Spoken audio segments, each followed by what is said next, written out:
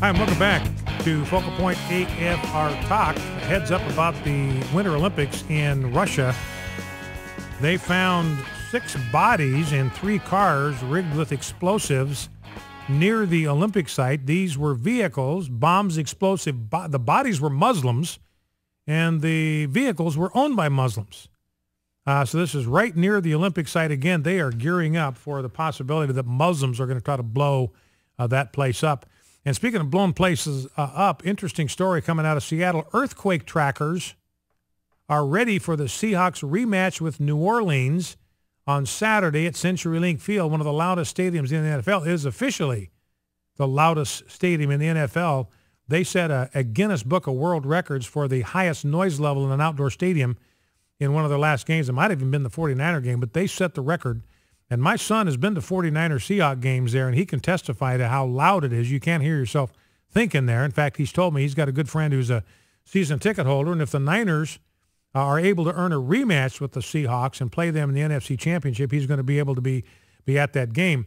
But the Pacific Northwest Seismic Network has installed 2 seismometers for the game. One on CenturyLink Field, that's down on the field, on the floor of the stadium, and one in the stands.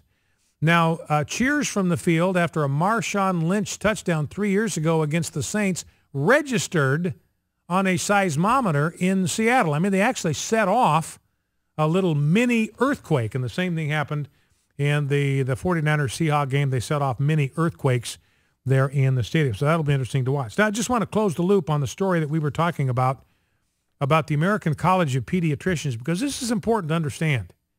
Because you're going to be in conversations with people, and, they're going to say, well, everybody says that same-sex parenting is fine for kids. And you're in a position to say no. As a matter of fact, not only does the Bible say that's not a good idea, the American College of Pediatricians says it's not a good idea. Pope Francis, by the way, completely opposed to gay adoption. He was shocked to discover that the island of Malta is looking at same-sex adoptions. He is appalled at the idea and lending his support to those who are opposing that. But getting back to the American College of Pediatricians, again, this is a group that said quite explicitly, these are Americans. They are pediatricians. They are MDs. They are fully qualified credentialed doctors who see families and children every single day of the week as their professional responsibilities. And they say that children need a mother and a father. It has to do with the differences in brain chemistry. It has to do with the difference in parenting style and how complementary they are to each other. It's not that you need just one or the other, or that one is superior to the other. That's not what we're saying. We're saying that mothers have a unique and indispensable contribution to make to the lives of children, and fathers have a unique and indispensable and irreplaceable contribution to make to the lives of children. So children need both a mother and a father, not 2 of one or 2 of the other. The reason they don't need 2 of one or 2 of the other is that their parenting styles, their brain formation is different. They're complementary. They're not designed. They're designed to complement each other, not to be just duplicates of each other. And so the American College of Pediatricians, they weigh in, and they've actually done research and examined the research on same-sex parenting. Here's what they say. Data, this is science now, this is research, this is not opinion, this is research, data on the long-term outcomes of children placed in same-sex households is sparse and gives reason for concern. This research, again, this is research, this is data, this is the American College of Pediatricians. There's not some yahoos out in the sticks making this up. This research has revealed that children reared in same-sex households are more likely to experience sexual confusion, engage in risky sexual experimentation, and later adopt a same-sex identity.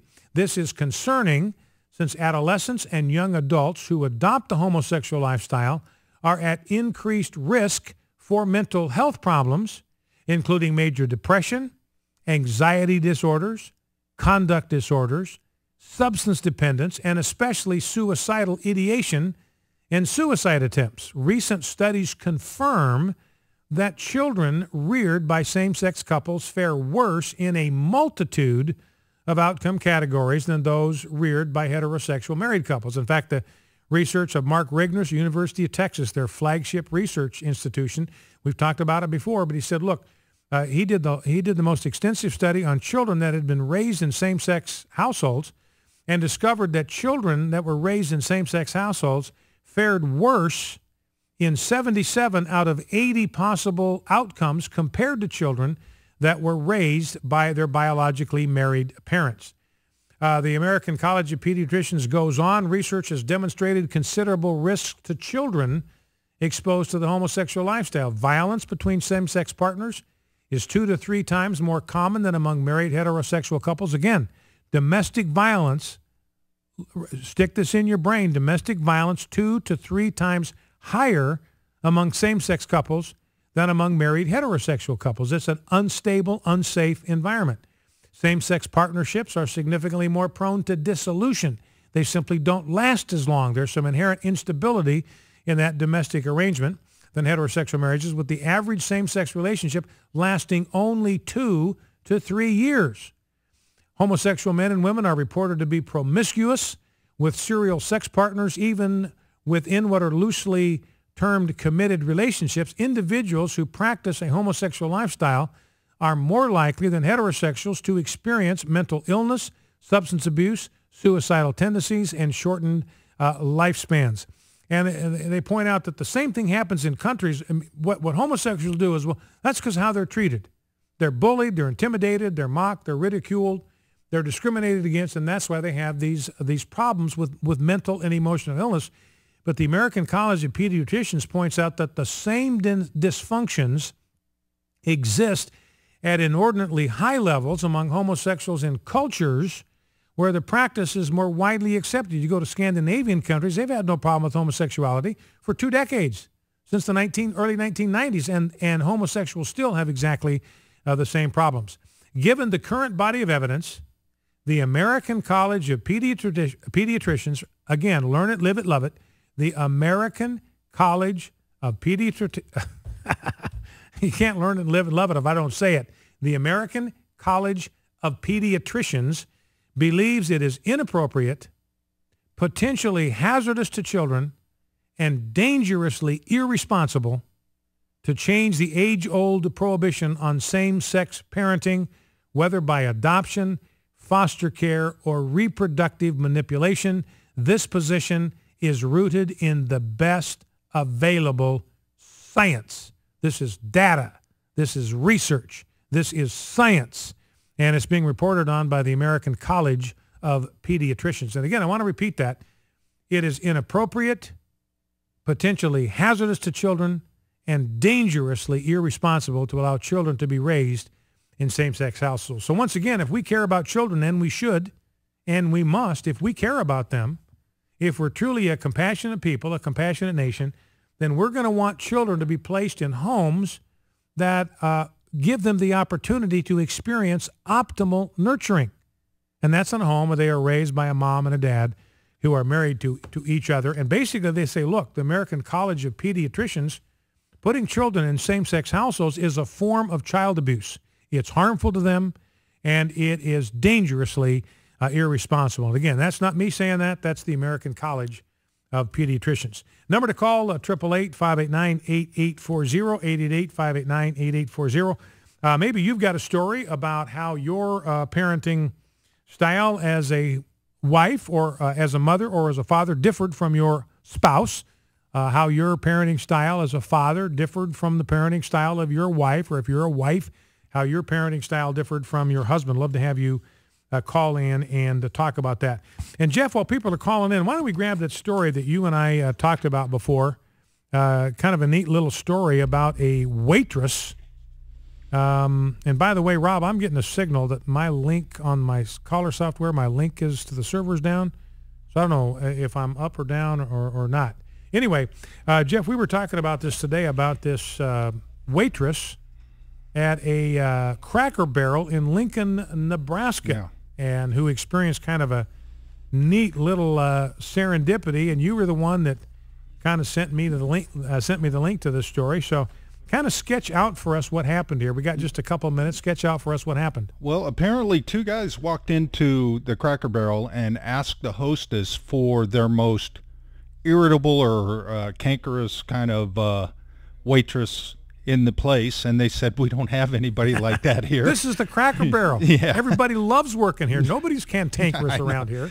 You don't go to the Cracker Barrel looking for grumpy waitresses, right. I don't think. But anyways, and a grumpy waitress wouldn't last very long at the Cracker Barrel. Not long at all. Anyways, they ended up sitting in this girl's seat, and they just started joking with her and asking her a bunch of questions. And she was pleasant and didn't really have a whole lot to say, but then they started getting into her personal business and wanting to know, or were parents divorced? Was she raised by her grandparents, and so on and so on? And, she just wanted to be polite, so she kind of gave them a rough sketch. And it turns out, this isn't what she said, but as it turns out, she kind of had a rough upbringing. Her mother was in an accident, which left her in bad shape, and her father was ruled unfit to parent. So basically, her and her brothers and sisters were split up and put into foster homes, and they were eventually picked up and raised by some friends of the family. They didn't adopt them, but they were treated like one of their own. But this girl was going to Bible college, and they kept asking. Turned out that she couldn't afford to go to college anymore, to a Bible college, and she really wanted to pursue psychology and Bible studies, youth ministries. And they ended up leaving her a $6,000 tip, $5,000 for school and $1,000 for personal. Cool deal. Yeah. Well, that's one of those stories that just kind of restores your faith in humanity. Yeah. But also it restores your faith in God's ability to look out for us and provide for us. She's just doing her job, and 45 minutes later, she's got $6,000 for college. God is good and works through us to get it done. That's an important part of this. She is giving God all the glory, all the credit, for this. And all the glory. All right, Jeff, thank you for bringing that story to our attention. Focal Point, AFR Talk. Back with your call. Stay with us. AFR Talk.